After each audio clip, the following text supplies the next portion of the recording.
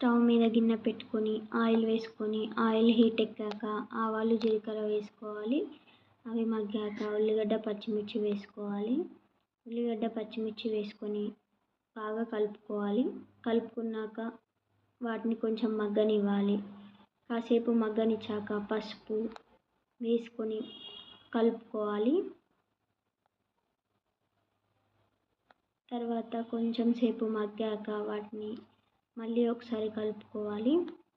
కలుపుకొని నానబెట్టుకున్న పెసరపప్పును వేసుకొని కలుపుకోవాలి. నానబెట్టుకున్న పెసరపప్పును వేసుకొని కలుపుకున్నాక కాసేపు లో ఫ్లేమ్లో పెట్టి దాన్ని మగ్గనివ్వాలి.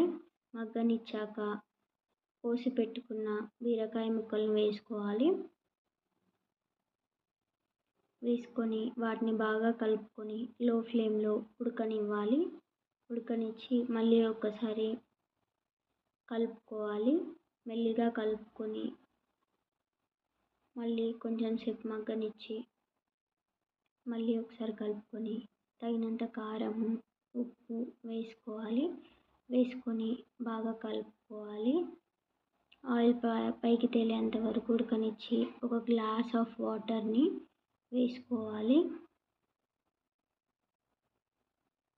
వేసుకొని కొంచెం సేపు ఉడకనిచ్చి కొత్తిమీర వేసుకొని దించుకోవాలి.